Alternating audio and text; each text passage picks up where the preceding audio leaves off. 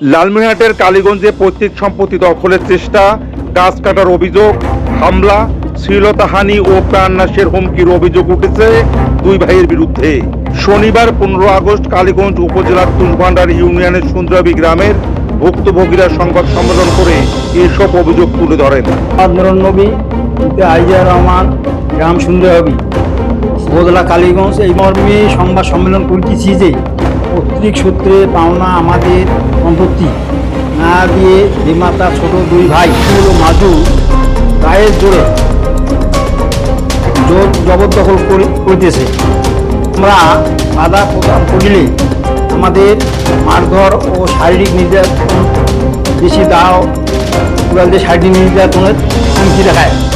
সংবাদ সম্মেলনে মোহাম্মদ নুরনবী হোসেন, ওয়াহিদুল নবী, মোসাম্মদ আফেজা বেগম, মোসাম্মদ শাহিদা বেগম ও নুরনাহার বেগম উপস্থিত ছিলেন।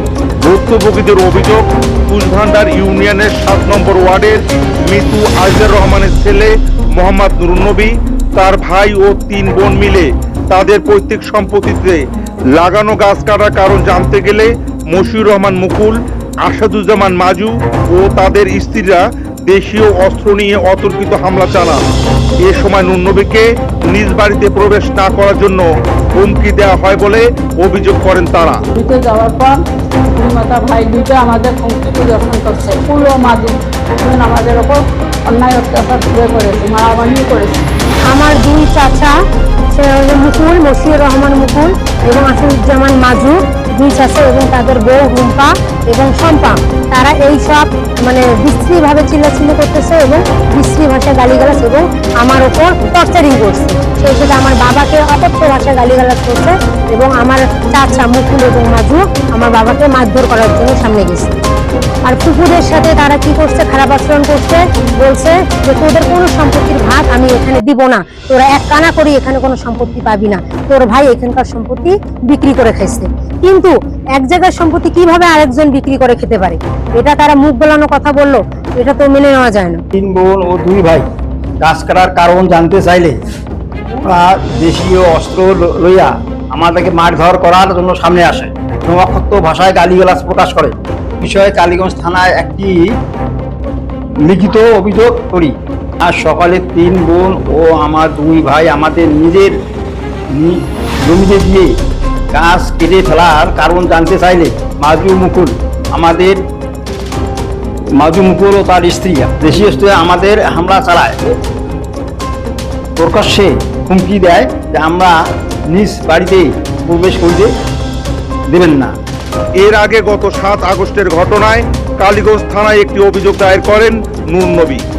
অভিযোগে তিনি উল্লেখ করেন, ওই দিন সকাল 11:30টার দিকে মশিউর রহমান মুকুল ও আসাদুজ্জামান মাজু লাঠি ও লোহার রড নিয়ে তাদের ভোগদলীয় জমিতে প্রবেশ করেন। সেখানে থাকা 8 থেকে 10টি মেহগনি গাছ এবং 4 থেকে 5টি ইউক্যালিপটাস গাছ ভেঙে ক্ষতি করার পাশাপাশি 2টি টিনের ঘর নির্মাণের চেষ্টা করা হয় বলে অভিযোগ করা হয়েছে। নুরনবী বাধা দিলে অভিযুক্তরা তাকে লাঠি ও লোহার রড দিয়ে মারধর করেন এবং এক পর্যায়ে গলা চেপে ধরে হত্যার চেষ্টা করেন বলেও অভিযোগে উল্লেখ করা হয়েছে।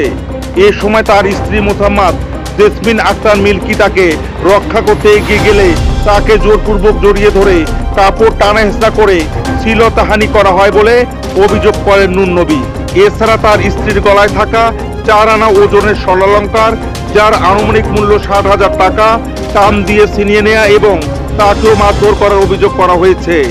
পরে স্থানীয়রা এগিয়ে এলে অভিযুক্তরা ওই জমিতে ঘর নির্মাণ এবং বাধা দিলে নুরনবী ও তার পরিবারের সদস্যদের মারধর ও হত্যার হুমকি দেয় বলে অভিযোগে উল্লেখ করা হয়।